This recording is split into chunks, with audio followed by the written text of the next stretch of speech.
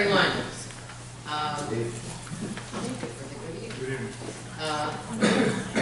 At this time, it is our public input on agenda and non-agenda items. I welcome any members of the audience to speak. Okay. Thank you for making it on time, Daniel. It's a pleasure to see you.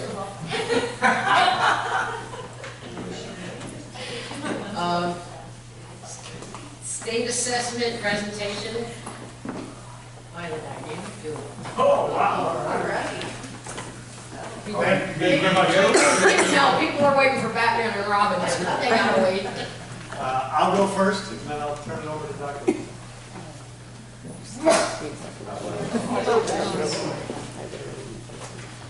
So this is our annual kind of go through the results from last year, mainly the pre-grade assessment, but the board, I don't know when that was, a little while ago, asked for some, it's cold in here, isn't it?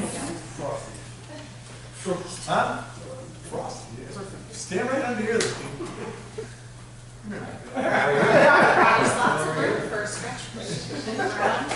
You can hear it. Good job, Matt, with the children. Children's not working. Well done. Thank you, facilities.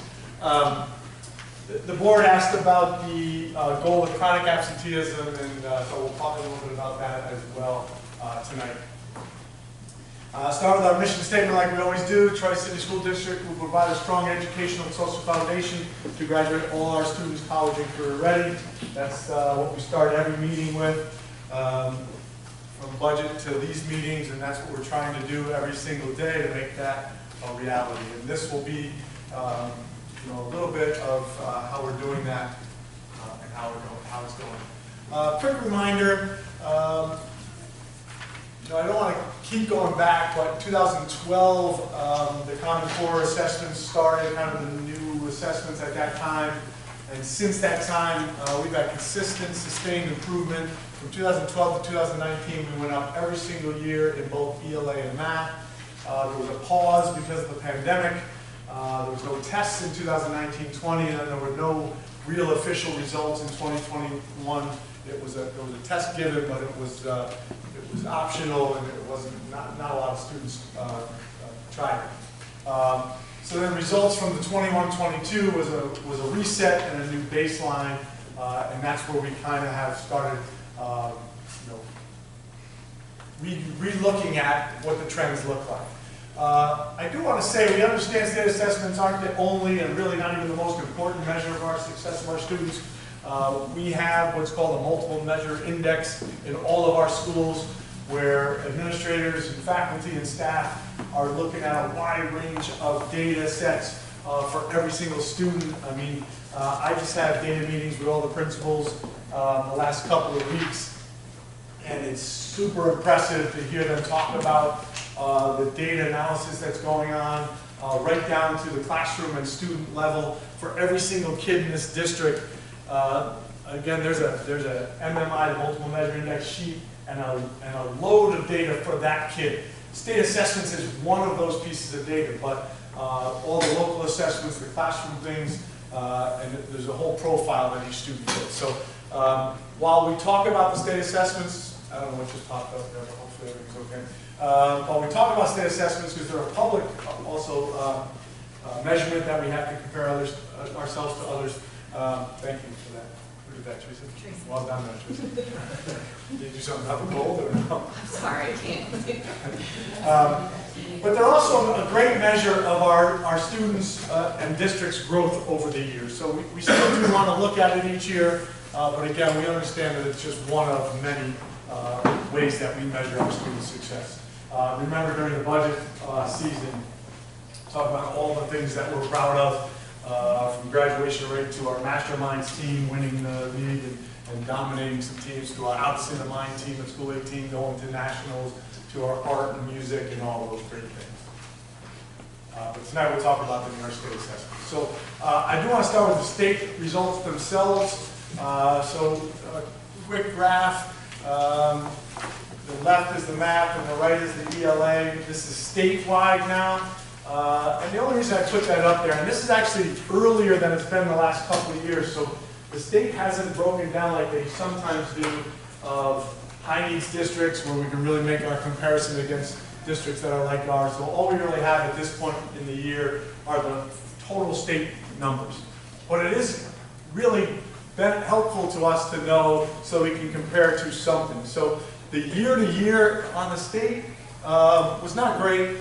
You see the math was flat. They were 52% proficient last year across the state, and still 52%. Pandemic, pre-pandemic, that first left, far left bar, 46.7. So since the pandemic, they're 5.3% up over those 3 years since the pandemic.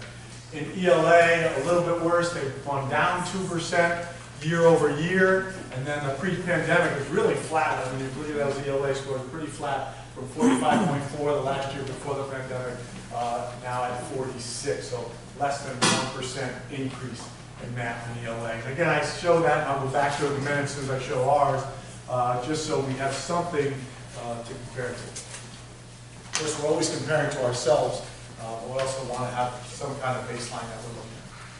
So then our results with the same kind of chart. So our math scores last year were fantastic. You'll see them in a bunch of different slides here, and then even in the highlight section.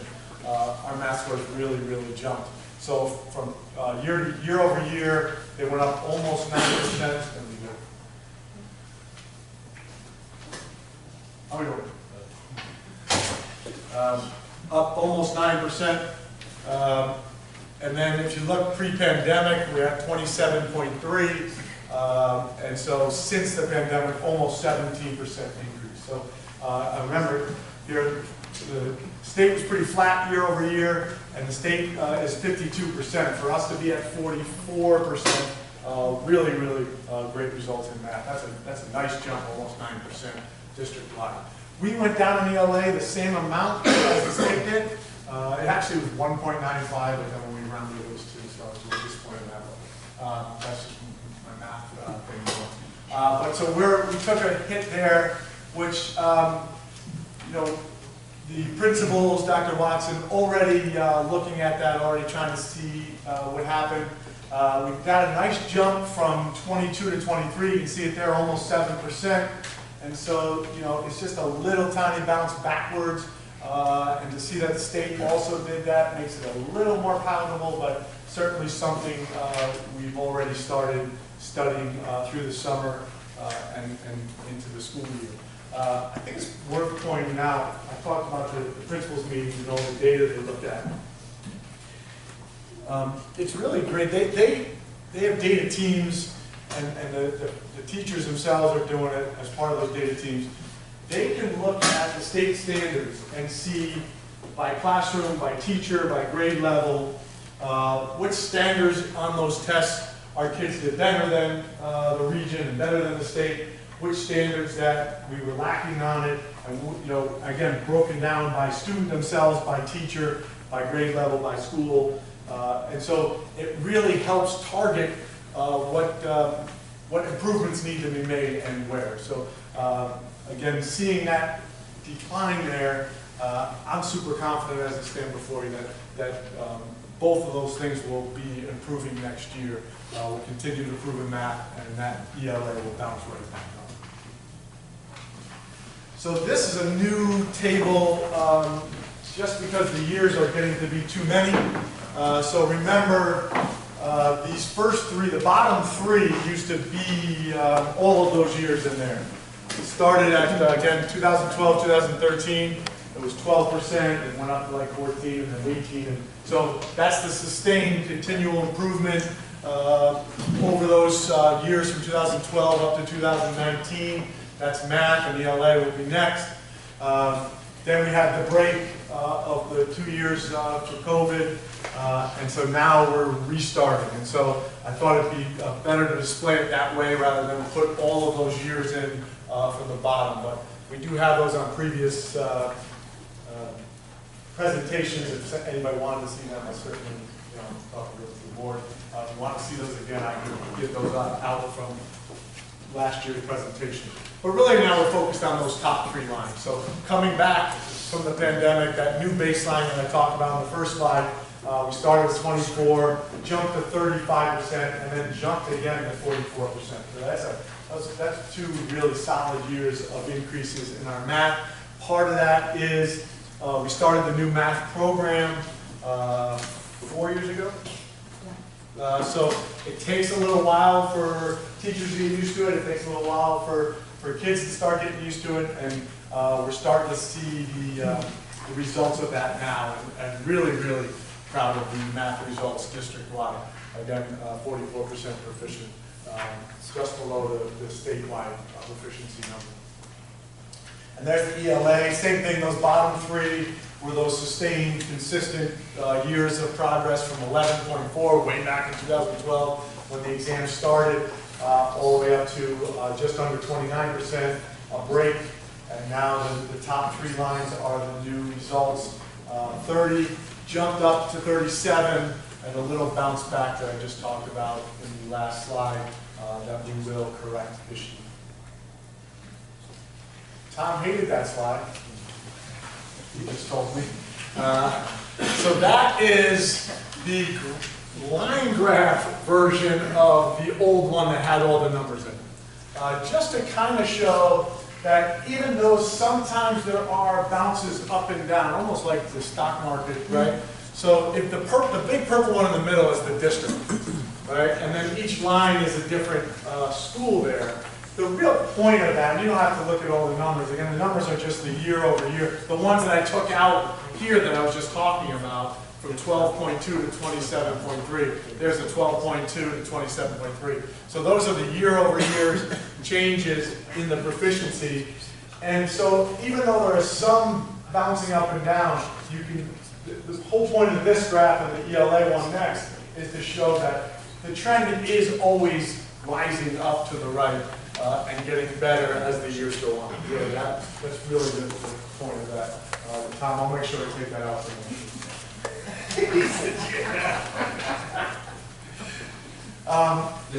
There's a much better one, the bar graph. He's a big bar graph guy.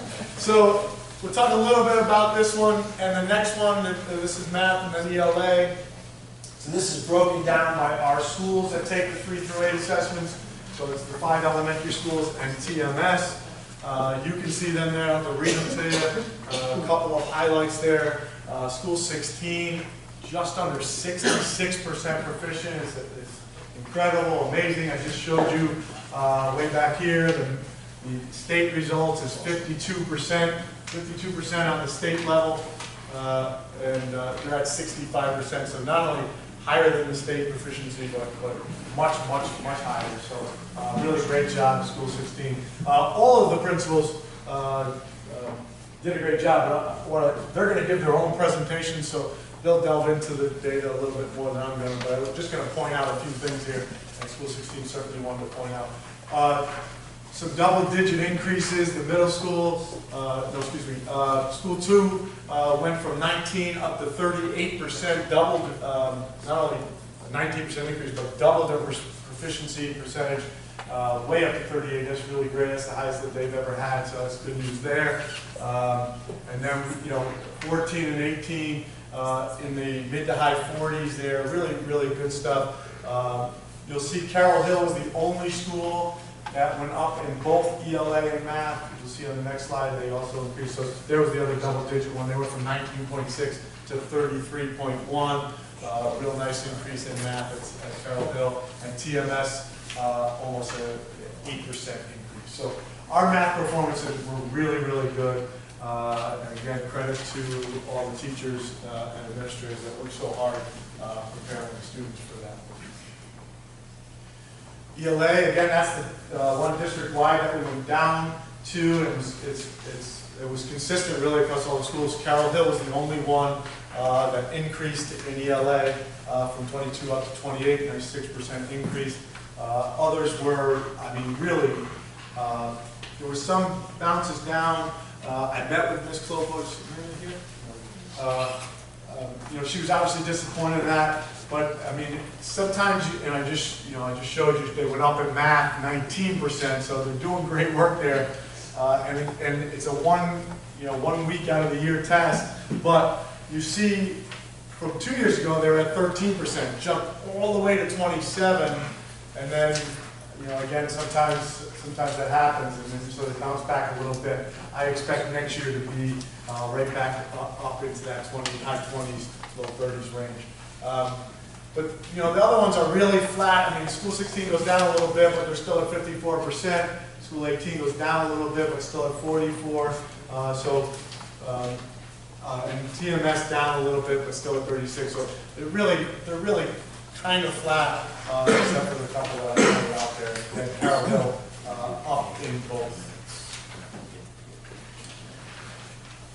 This is district goal number 1. So all of that is our overall proficiency rates, district-wide and by building, ELA and math. But this is our district goal number 1 that we vote on every year. I want to talk a little bit about it because we do talk about, you know, whether we're changing those goals and what should we do. The number of students overall and for every subgroup measured for accountability will increase as follows. 20% of our students who are at 1 will improve to 2, 3, and 4, and 20% of level 2 will improve to 3 and 4. I can remember, and I don't know, was just Ann and Tom that were here when we made that goal? No, I was here. When we had the retreat with Jim Baldwin and all of that. But it doesn't matter. No, it was us. It doesn't matter. That was a while ago. Yeah, this is- I can remember when we decided on this goal, and again, going back to my math background, it was about making sure that we were trying to make sure every kid improved, right? And so it's easy to have an overall goal of, you know, just doing better and being better, which we all want to do. We all believe in continuous improvement. But this was a way to say, hey, even the kids that are way down here struggling, at risk, getting 1s, we're going to move them to the right. The kids that are already here, we're going to move them to the right. The kids that are already performing well, we're still going to move them to the right, right? That's what this was about. And I can remember telling you then, the board members that were here, I even broke down the numbers. If we could have 20%, it was this many kids, and then those kids will then be 2s, and then 20% more.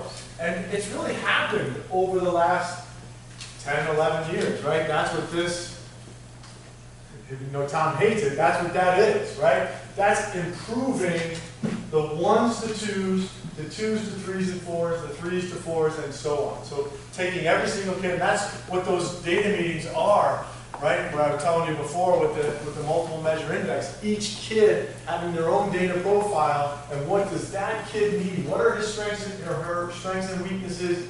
What standards on those state assessments have they done well on? What do they need more help on and more targeted improvement on? And taking those kids and making sure everybody's growing. Even if you're growing from a low 1 to a high 1, right? And that's what Dr. Watson might talk about that a little bit tonight, because that's one of her things now. She gets so frustrated when the scores come out and they compare, you know, the Troy kids to the Niskayuna kids, and our kids are starting further to the left than those other kids, but they're growing so much more, right? And so the state does not really measure growth, but this goal is one way we can do it. So proud to say that we did it, and I know that there was some talk about moving that up from 20%, and I was looking at the last year's of the year before, and I said, hey, let's try to keep it. But maybe next year when we have that conversation, I think Tom, you would want to set it, maybe it is time. You can see the percentages there. So those are the level 1s from 2 years ago. The top one was 366 level 1s. Almost 100 of them improved. That's 27 of the level 1s now are 2s, 3s, and 4s. 31% of last year's 2s and ELAs are now 3s and 4s. And then the bottom is the math. 34% of the 1s from 2 years ago are now 2s, 3s, or 4s. And 36% of the 2s from 2 years ago are now 3s and 4s. So again, moving kids to the right of that spectrum, and really, really proud of that. And then I mentioned at the beginning, the board mentioned absentees. It was one of the Friday reports, I think. We'll go back and forth. Maybe it was here.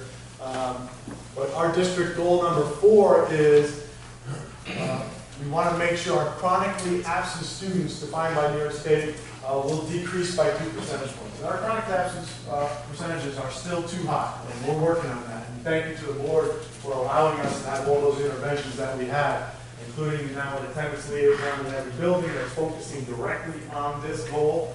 The vans that are in the buildings that help us, you know, with transportation issues that we're facing. And so we're doing a lot to try to improve this attendance.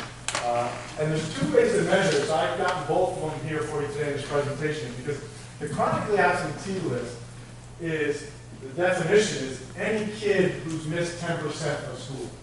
So there's 180 days of school, so it's really 18 days. If a kid who misses 18 days of school, they count, according to the state, as a chronically absent student. So, you know, 10 months out of the year, 18 days, that's two a month.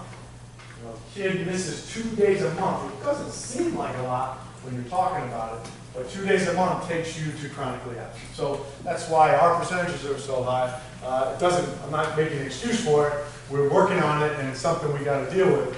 And we're getting better in some places, but we did not hit it in the district. So I gave you the last 3 years because we hadn't looked at this in a board presentation yet. So the bottom is the district as a whole is 42.5 in 21-22. It did decrease to 39% in 22-23, but it decreased just a little bit, 0.5%. Not even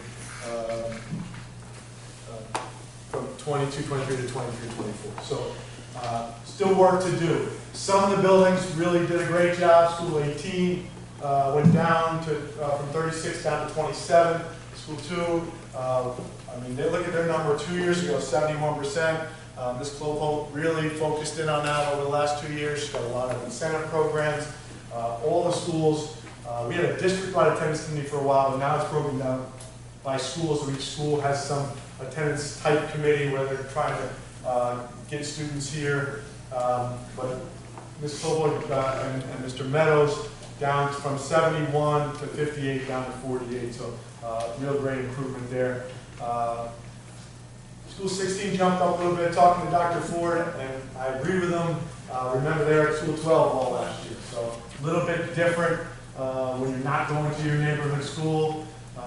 You're going to, when you see 18 from 21-22 to 22-23 jumps up a little bit. Same reason. So when you're driving or getting transportation across town to a different school, it makes it a little bit harder. But again, we're working hard to try to remove all the obstacles that kids and families face, but that's our chronic absentee number. And that also included the daily attendance rate. So now the daily attendance rate is what percentage of kids are there on a particular day, right? So you could have a 95% daily attendance rate, and depending on if those 10% are the same ones that are absent every day, you might have 10% chronically absent. But you also could still have 40% chronically absent if it's a different, again, only 2 days a month, and you count as chronically absent. So depending on who those kids are on a daily rate. But it's good to look at both things. So that was last year's daily rate. Again, the board discussion, we usually get those monthly reports, right? And so we're going to get those again. It's going to be, and I think I wrote it in our Friday report, we used to give you just a snapshot. We picked one day at random, which I'm not sure how that started, but that didn't make any sense. So we're not going to do that, but I'm going to give you this. So at the end of every month, so we finish September, yeah, on a monthly basis. So we finish September on Monday.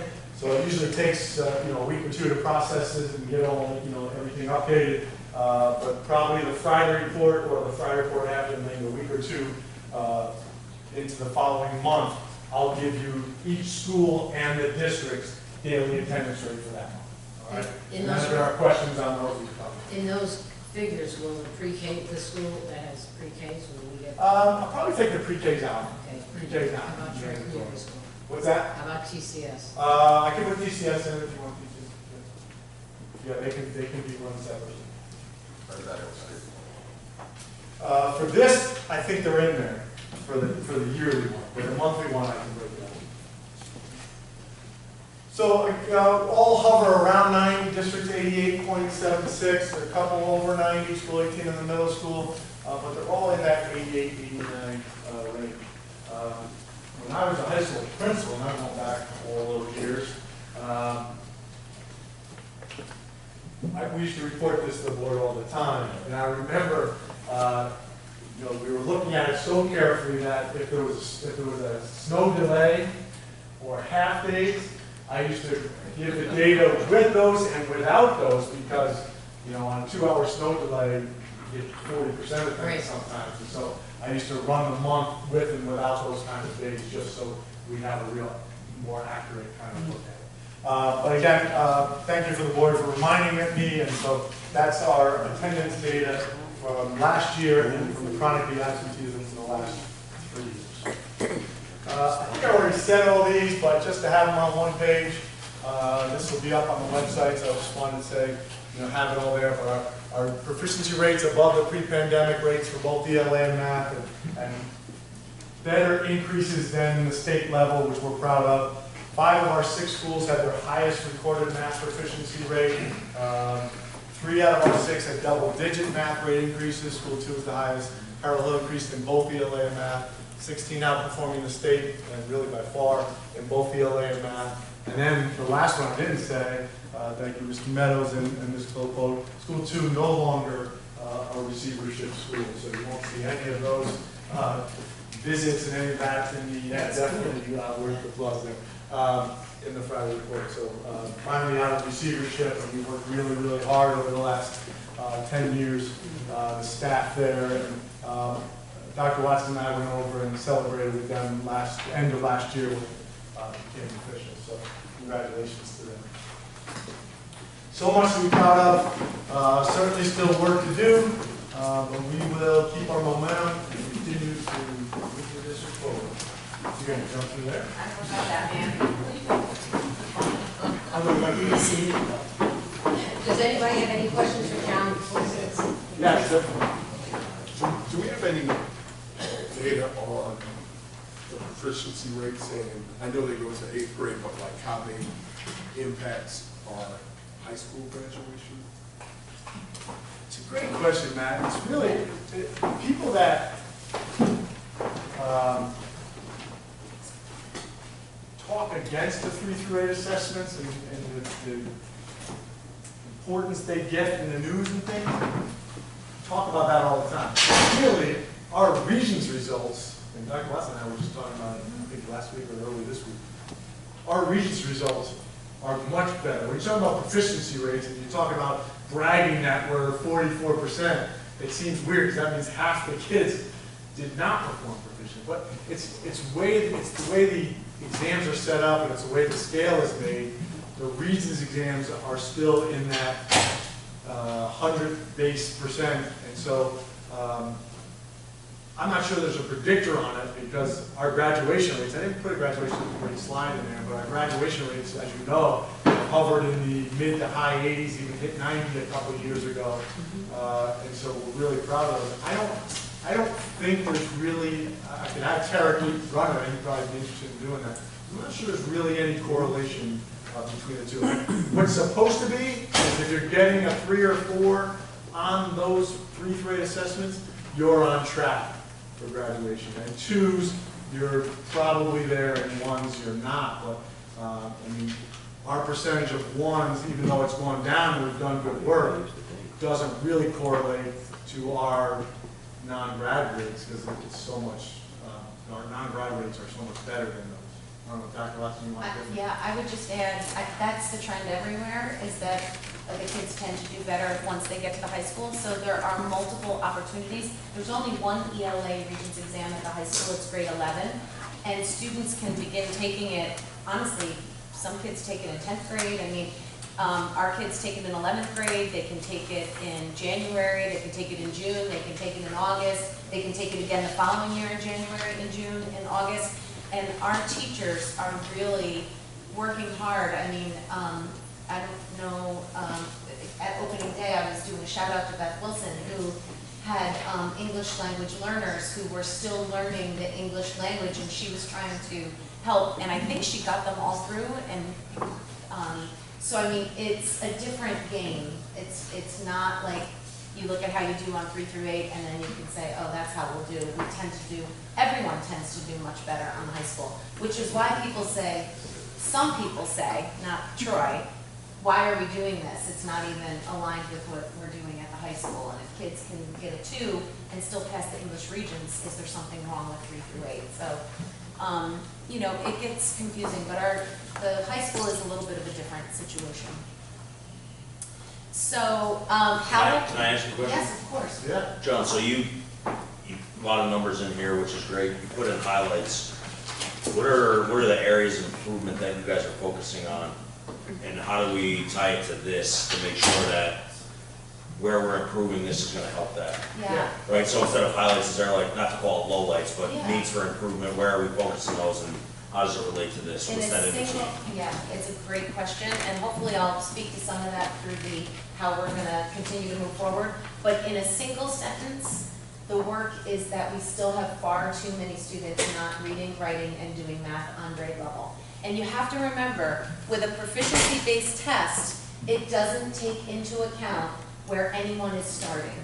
So as Mr. Carmelo mentioned, when the state used to recognize growth, and the state is actually considering adding growth back in again, so we may see it in the next year. I mean, we still have the test and all of that, but when we used to get a growth score from the state, so it would compare our students to other students of a similar performance the previous year, a similar background, like maybe if they're an English language learner, if they're a student with disability, where they performed, they took all that, so you were kind of comparing very similar students, and then teachers would get a growth score in that, and it was out of 20. And many of our teachers in our schools were getting 18, 19, 20. Our kids are growing. When you're looking at a growth measure, which is why it's so helpful to look at the 1s to 2s, the 2s to 3s, because you could move from 1 to the highest 2, which is amazing growth. Any teacher that works with kids and gets them from a 1 to a high 2 is, I mean, we should be so grateful to have that, Yeah. but you're not proficient. So it doesn't recognize that. So a proficiency assessment, let's assume it was a marathon, and we're all running a marathon, but Josh is starting on mile 7. And then we're gonna say, all right, let's all compare our time, when did we finish that race? It's really, you have to, you know, it's not an excuse, and we know, we believe, our mission, obviously, our theory of action is that we believe all of our kids can achieve at high levels, and we have to monitor what they're doing, we have to track their data, which is what Mr. Carmelo was talking about with all the leaders, and I see our curriculum leader for ELA in the audience, and everybody working so hard, but when the data shows that the student is not growing, that's when we have to get in and say, what are we gonna do differently as the adults? We don't say, oh, well, you started here. No, you have to be showing growth, and we have a lot of tools available to us that help us determine if kids are making gains or not. So would you say that the multiple measurement assessment that goes on at Yeah, the school level is what the teachers are using? Yeah. If you're bringing those kids along based on that, yes. these numbers should naturally Yeah, so increase. so that's what I was gonna answer. Those data meetings I had with all the principals, we're talking about, I mean, for the board, I have the overall district and overall schools, but as I said, they're breaking it down by teacher, by student, by grade level, and all of the standards that need, Dr. Ross just pointed out. So those individual students are getting the curriculum support they leaders are need. meeting with those teachers, the instructional coaches are meeting with those teachers, with your list of kids. And so, another thing we talked about with the principals is, each teacher has a list of kids that are in front of them right now this year, but they also have to look at who was in front of them last year, right? So how did these kids do last year that were in front of you? What standards did they do well on? What standards did they not do well on? What could you have done differently in your teaching, right? So all of that, they're looking at every single thing like that all summer long and into the school year. And then, now the kids that are in front of you right now, look at them as a student, what did they do last year? What are their strengths and weaknesses? And how can you target the instruction and the interventions better for those kids? So that, I mean, there's no district-wide where I can say, here are the lowlights, here are the things we're working on. Each principal, each instructional coach, each curriculum leader knows which areas the grade levels and the teachers are working on, and they're doing it at that level. Okay. You have other questions? Those are Well, I great guess questions. I would just Yeah. say from a specific goal standpoint, is that the specific goals for improvement at those individual levels rely on the principals and the folks in each school? Yeah, it relies on the whole team. So there's a, So like Dr. Ford or Mr. Monk here would have different goals in their own Yes. district to bring those students along? yes, Okay. they would. Yeah, Got and it. they'll all be based off of the district goals that we approve every year. Got it. Again, the 1s, the 2s, the 2s, the 3s, and 4s, the graduation rate for Mr. And those Murphy. district goals tie to those goals? Those all Got tied it. to the. Okay, perfect. Yeah. Yep, got it. Thank So you. when we think about the reform agenda in Troy, a lot of what's in the presentation this evening is going to be very similar to things that you've already heard. And why would that be? Because the strategies we're using are working. And we know we don't have 100% of our students proficient yet, but we do know that students are growing immensely. And so we want to continue to do some of the great work that's happening.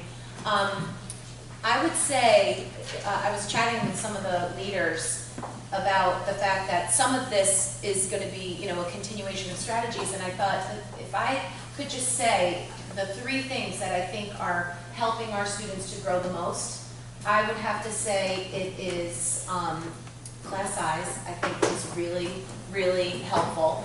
I think it's the coaching and the support from our curriculum leaders. We have so much embedded support in the classroom. It's not like years ago where you would go to a workshop down the street. The experts are pushing in and working with kids, and you're watching. It's very hands-on, it's very sustainable, and it changes practice. And then the third thing I would say is access to really high-quality PD and materials, which we can feel very proud in Troy about the support and the access to high-quality, people, resources, materials that we give to our teachers. So I think we can all feel proud about that. So the 3 DSIP, so District Comprehensive Improvement Plan, which we write every year, a DSIP, you read that, it was a lengthy document, but it boils down to 3 priority areas: meeting the social emotional, health needs of students and families, and also instruction. So I can't see this, and I'm not really sure where's a good place to stand. They're written as priorities. So we prioritize meeting the social, emotional, developmental needs. We prioritize instruction, intervention, and support. And then we prioritize improving equity and opportunity and outcomes. So social, emotional needs, instruction, that middle piece, and equity. And as we've noted before, not just in the district goals, but in these priorities, equity is an important piece of all of the priorities. So let's dig into each of these on its own. So the first priority, social emotional health, we have a lot of strategies. So we have the implementation of the new Stronger Connections grant program.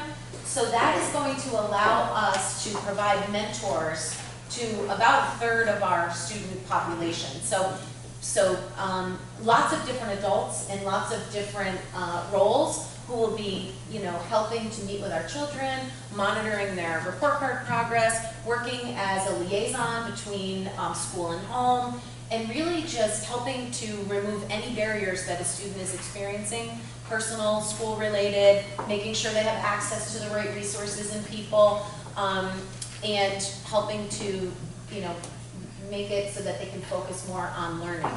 So that's an exciting grant, which is new. And then the continuation of our student mental health grant, which expands access for families. We're doing a lot of new programs with that as well. I know that hospice has like wave riders for people experiencing grief. And with this grant, we're able to do some small group for any of our students who have been a victim of a crime or witnessed a crime or been affected in any way. And I think that has the potential to really, really help our kids. And it also increases access to families to a wealth of mental health supports. We have our staff developers. So we have Dr. Pepper with 1 P, that's not a typo. She is a behavioral specialist and she's amazing. She's got over 30 years of experience in the field. She pushes in and she does a lot of help with behavioral intervention, and I believe she's worked in every one of our schools through Donna Fitz's office. And then we also have Rebecca McGinn, who helps with trauma-sensitive practices, and she really works with individual schools and individual teacher teams in any way that they feel they need her. So a lot of our support, it's not canned programs, it's sitting down with the second grade team at School 18 and saying, what are the kinds of things that you're seeing? How can I help you? What can we do together? Doing observation in the room. Okay, here's what I saw. Here's what I would suggest. So it's a lot of embedded, hands-on work. Let's see what else we have. Oh, Code of Conduct Committee. So we have a comprehensive review of the Code of Conduct every other year. We just did that, and I see some of my friends in the audience who are on that committee with me. So this year, in the off year, when we're not reading every single word of the code to make sure that everything's, you know, how we want it, we do DFS meetings. So those are data feedback strategy meetings. So we'll actually look at the board goal related to reducing the discipline infractions and increasing positive behaviors. So we will look at, and actually this is a screenshot of the September PBIS Students of the Month at the middle school. So I thought that was kind of a fun one to put there.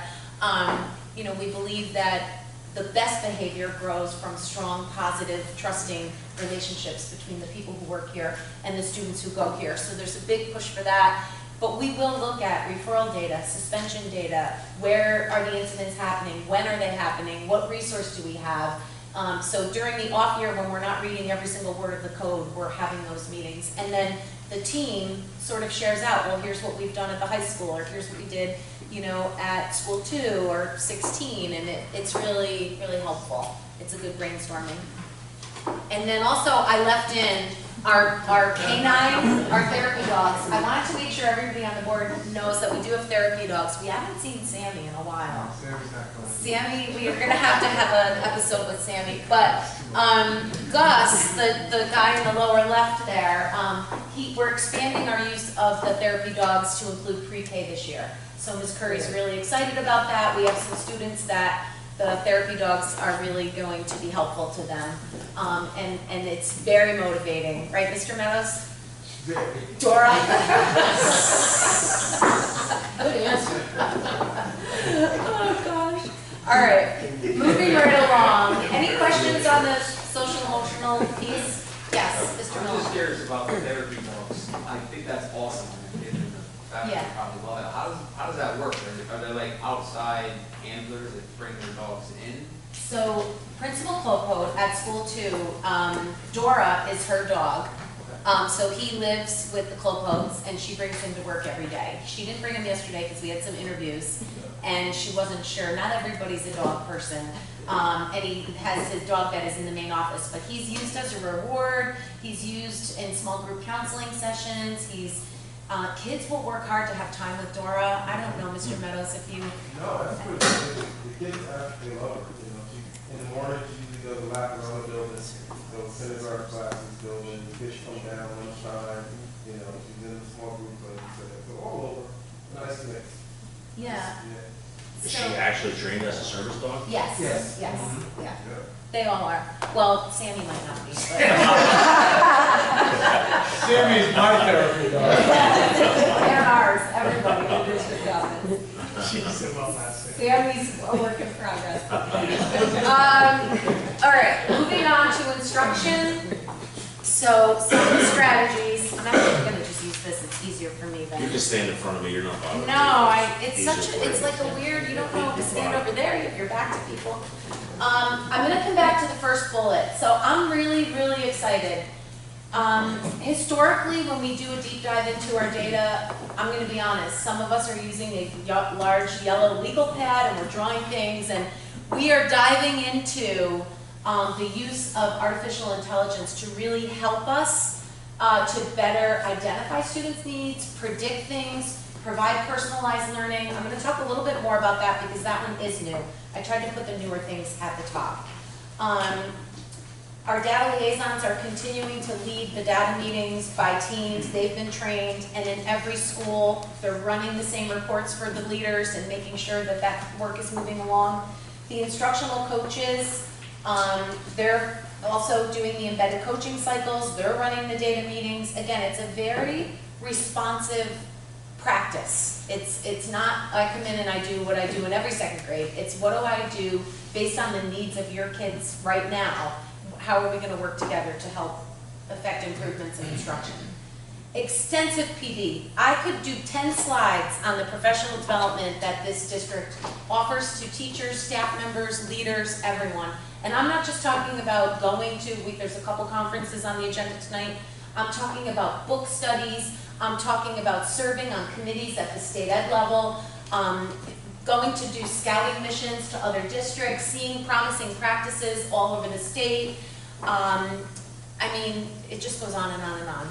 National conferences, state conferences, local conferences, really partnering across districts, and then working through our BOCES. I mean, there's just so much professional development, and the two that are listed under there, Mossflower and Eureka Math Squared, those are really, I would say, the most impactful PD that we've offered teachers when it comes to reading and math. It really has been about showing teachers models of expert practice, and our teachers just soak it up, and they have internalized those practices, and we're growing those practices, and the goal would be to be able to lead this work on our own through our coaches, who have come a long way. I mean, I think about the last 5 years, all the work and time and support that we've invested in our coaches, and they are just top notch, top notch. So the PD can't be understated. Expansion of libraries, you can see a couple kids there. The little guy on the top, I don't know if you can see, but there's a banner that says grand opening. That was in your building, Ms. DiNardo, where they did a ribbon cutting because they added, like, I don't know, 1,000 new books to the library, and the kids were so fired up. They cut the ribbon and then they all went book shopping. And it's just a way to make sure that there's high engagement and excitement and motivation for reading. It's not a basal approach, like turn to page 19 and we're all going to read about dolphins. It's, you know, finding books that are at your level, that you know, you can read independently and that teachers can use to work with you. So the book investment has been amazing. And then our updated curriculum review and alignment. So those of you who've been around a while, I don't know if you can see this. I tried to highlight it yellow and purple and gold. It didn't really work, but we have a 4-year curriculum mapping cycle, which is brand new in 2014 is when we first started it. So up to that point, some of the projects were sort of haphazard or depending on the curriculum leader, but we wanted to systematize that. So we implemented this 4-year cycle, and you can see that every single year, thankfully to the board and to the cabinet and everyone that supports this in the budget, because it is not cheap, we are able to hire teams of teachers to map our curriculum, which is really the most important thing we can do to make sure that we have a process where we're reviewing the standards at the time, where we're reviewing our units of study, we're making sure it's aligned to the standards, it's rigorous, that kids will be ready for whatever the assessment is at the end of that year. So we have this cycle, and you can see there's one core area each year. So it's English, and then that's paired with some smaller areas, foreign language and library, social studies, art and music, science, PE and health, and so on. And so then when those 4 years are up, it starts over again. And when those 4 years were up, it started over again. So right now, we're in our 11th year. So at the end of next year, we will have had 3 full cycles of curriculum review of everything that we are teaching in Troy, which is really a really wonderful thing to be able to say. Not everybody has such extensive, you know, curriculum review and alignment.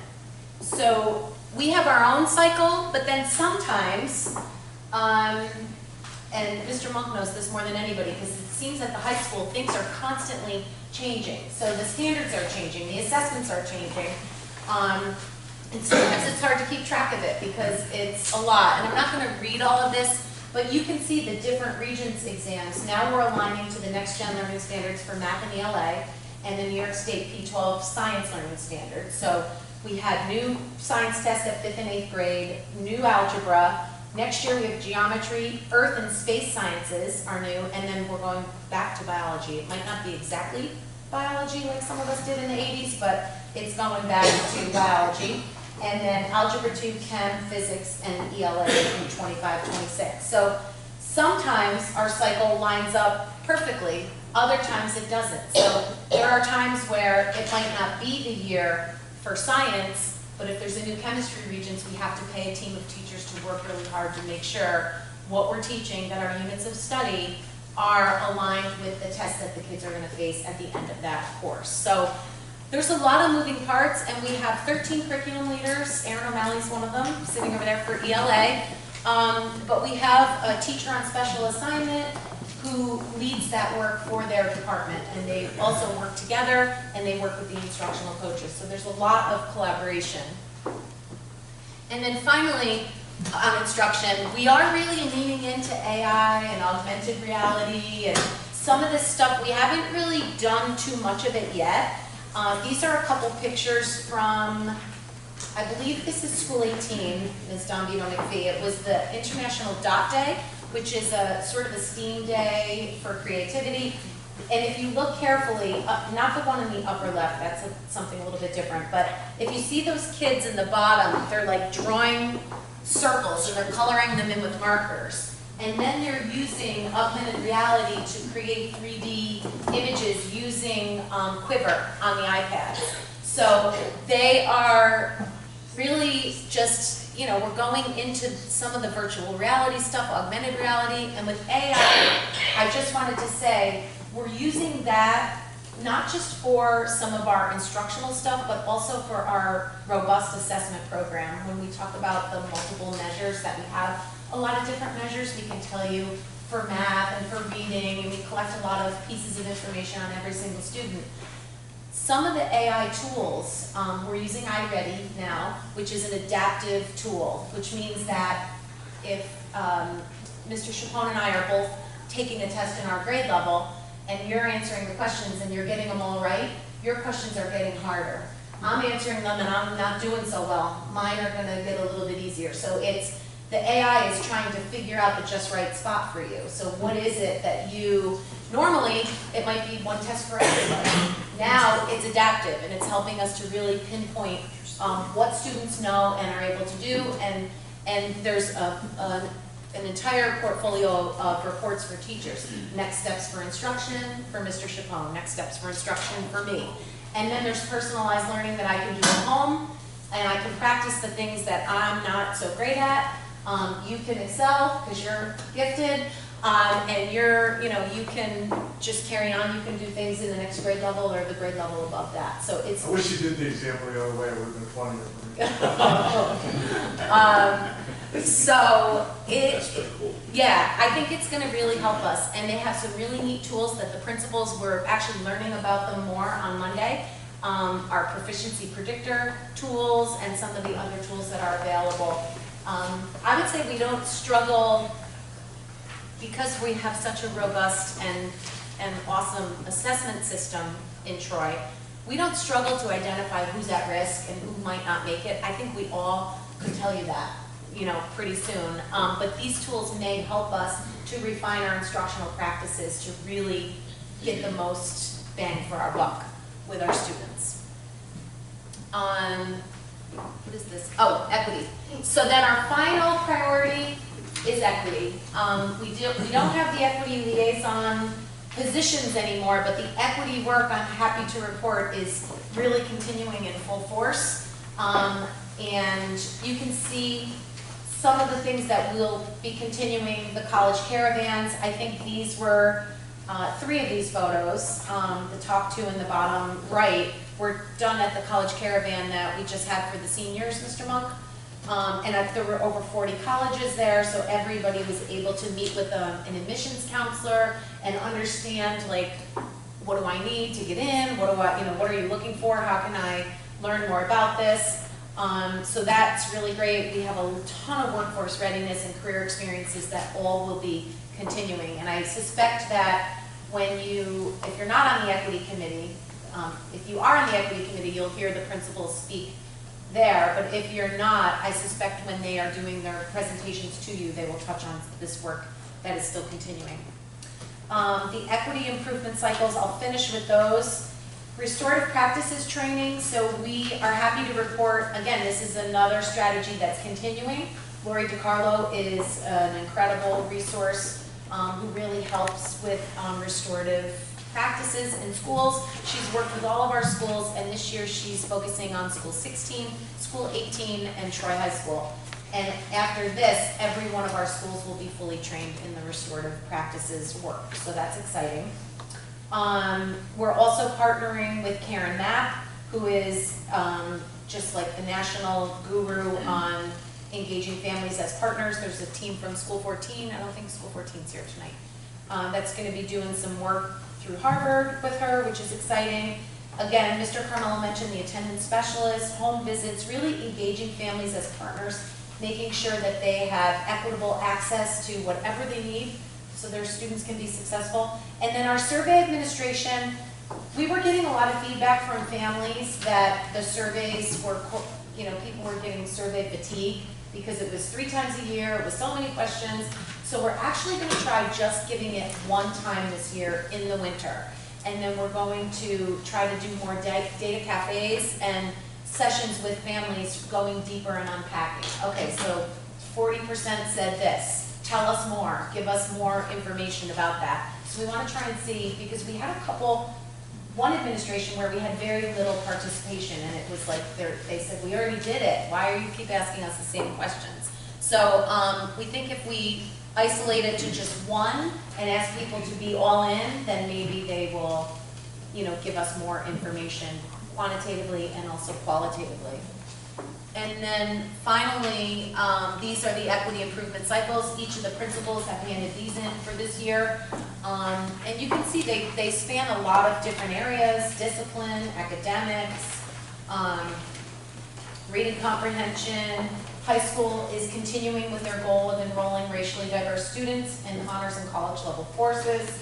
And then at the district office, really continuing to try to recruit and retain a more diverse workforce with a real focus on the retention piece. We talked about this a lot in cabinet, making sure that we are, supporting and retaining the great people that we have working in the district. So that's a little snapshot of the work that will continue. It's certainly not everything, but when you think about the main work of the district, it's around social, emotional, developmental health of our students and families, instruction. Our core enterprise is always teaching and learning, and equity. And so we're hoping, and we feel confident that this plan will continue to move our kids wherever they are along that continuum, continue to move them toward proficiency. So, any questions on that?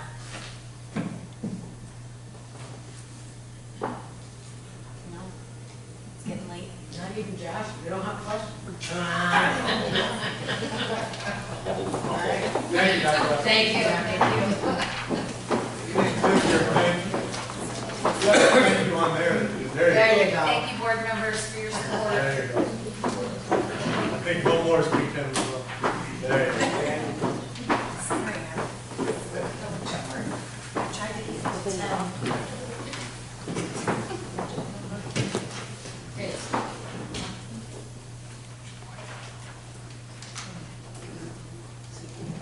Motion on the floor for approval of minutes September 18th, 2024 and September 23rd, 2024. Second. Discussion. All those in favor? Opposed? Motion on the floor to amend the agenda to add under superintendent recommendation, human resources staff matter, and specifically,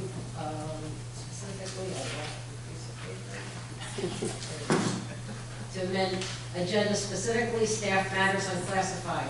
A1, to add new subparagraph C, to accept the resignation of Melanie Schleicher dated October 1st, 2024, to be effective September 30th, 2024.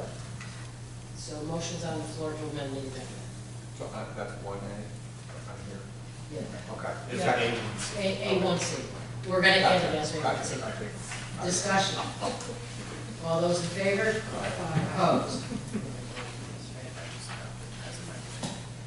Superintendent recommendation, human resources staff matter unclassified and classified, as amended. Under unclassified, motion on the floor for consent agenda items 1 through 13. Second. Discussion. All those in favor? Opposed? Under classified, motion on the floor for consent agenda items 1 through 9. Second. Discussion. All those in favor? Opposed? Superintendent recommendations, programs, motion on the floor for consent agenda items 1 through 7. Second.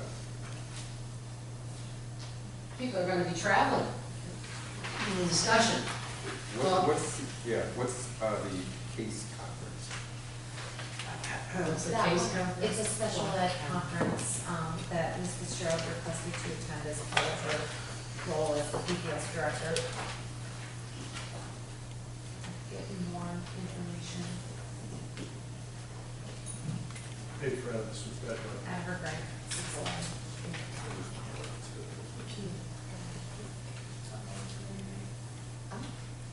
She's running the conference? Any question, any more discussion?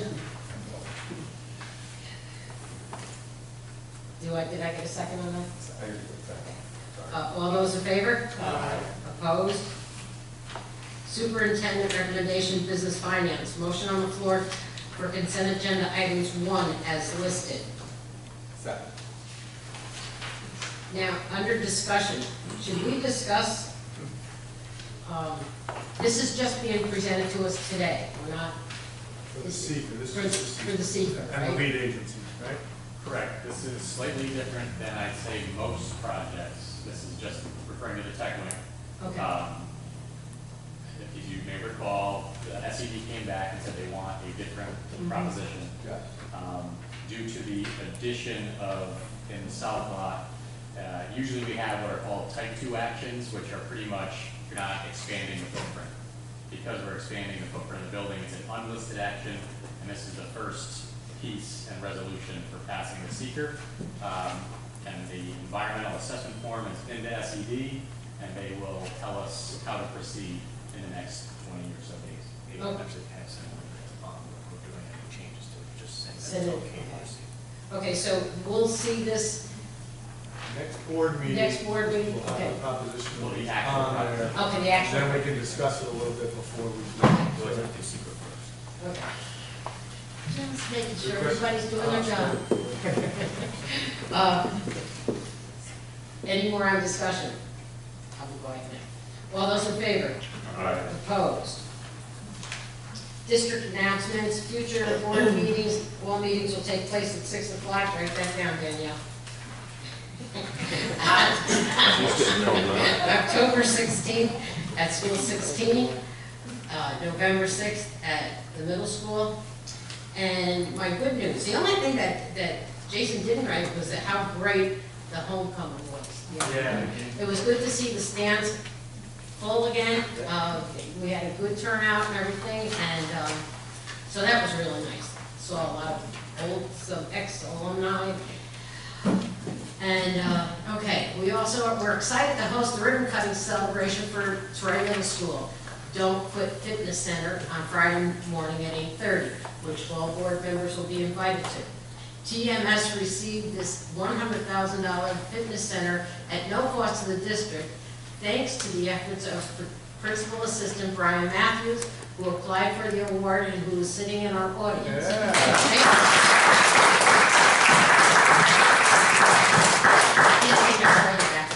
I don't really think that. Brian sent me a couple videos of the kids in there using it, Oh. so it's really great. Yeah, it's gonna be great. If you're around the grand, I mean, they're already starting to use it, but the grand opening is this Friday morning. If you're around, you want to come up. Good luck. School 12 pre-K hosted Dads Take Your Child to School Day on September 19th.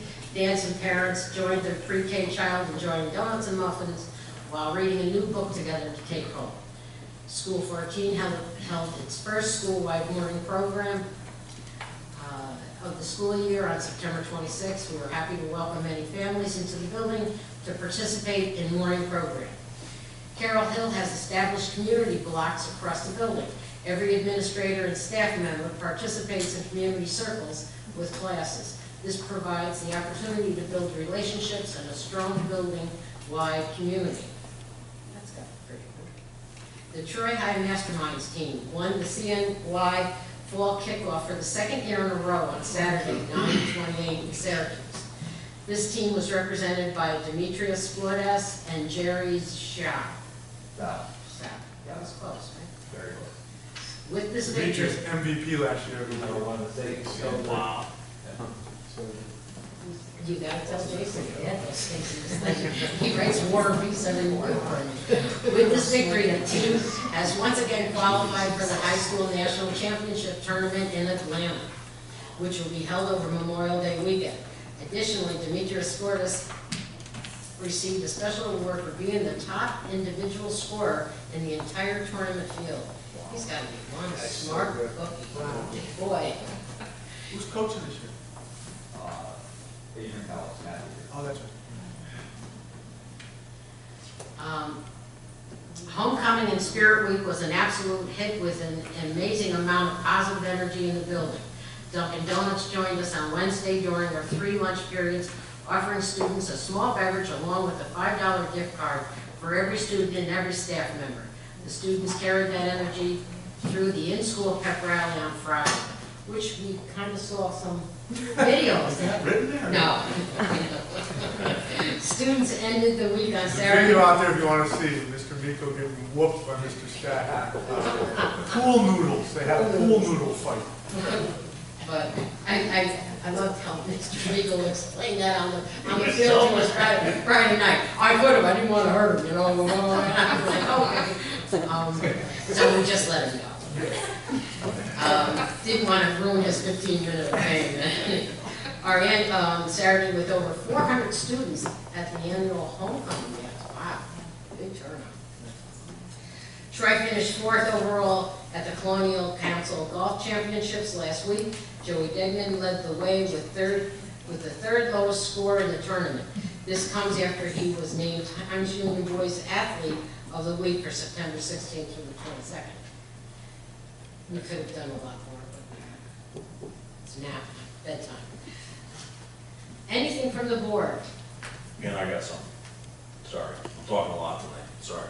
But I reached out to the board about the article that was in the Times Union in regards to Schenectady and what they're doing for potential gun identification in their schools with the technology and whatnot. So I want to pose it to the board that we accelerate those conversations and try and figure out what options are out there, what options are there for Troy schools, and bring some of those options to the table so we can at least get some reviews, get some budgets in place, and figure out what the next steps are. As difficult of a conversation as it is, it's one more step in the right direction to try and deter or keep our kids safe.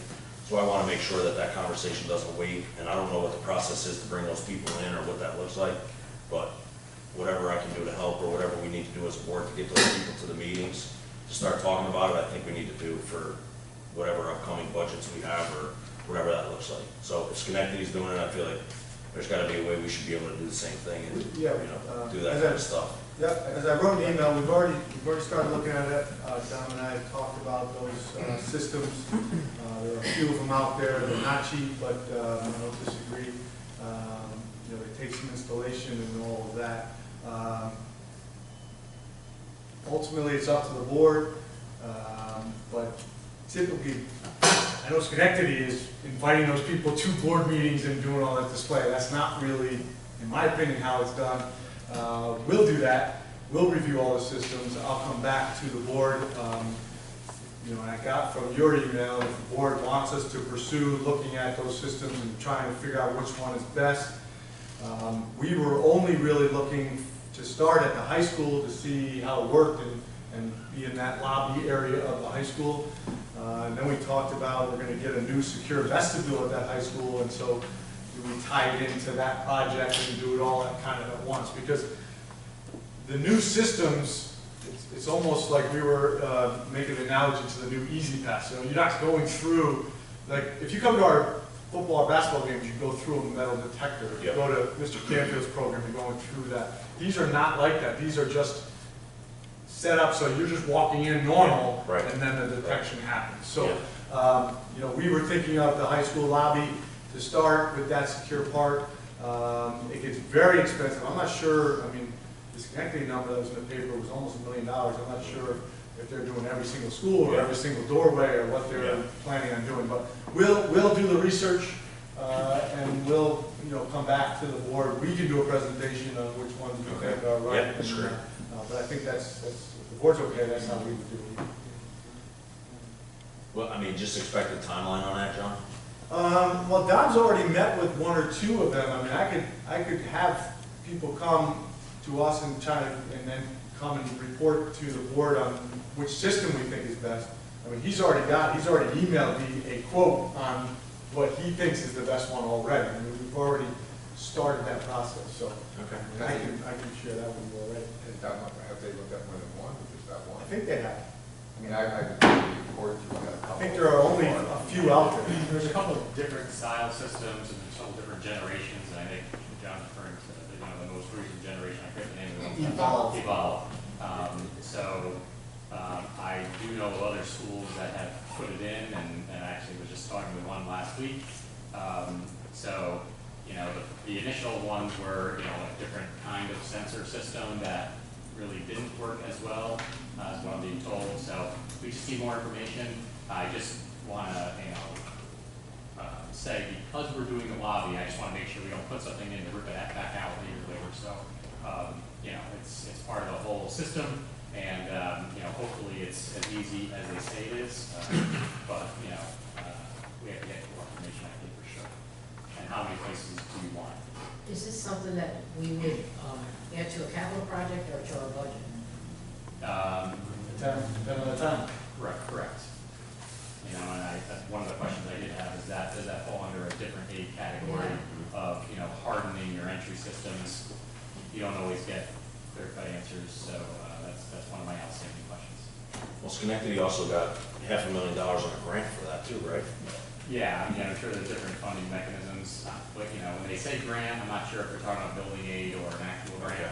Yeah. There are building aid categories outside of a capital project, like we put in new, additional cameras every single year in the state. Yeah. That falls under a different category. Yep. So you have to submit it in, and then they look at it and say whether it's approved or not, so I don't wanna say Yeah, absolutely, yeah, but, no. Definitely a possibility. I mean, I guess the last thing I would ask is anybody reaching out to Schenectady to figure out how they did it and what they did and what they've learned? Yeah, Amsterdam has it, so that's what I was Okay, saying got last it. week. So Amsterdam already has it in it. Okay. And so I wanted to pick their brain and get more Nice. information from them right away. All right. Sounds great. We'll get on it and we'll. Appreciate that. Yeah, thank you. Okay, I'm not gonna pick on anybody in the audience because I noticed 3 people dozed off. I'm only serious. So, motion on the floor to adjourn. All those in favor? Anybody want to talk about adjourning? Good night, everybody, thank you. Thank you.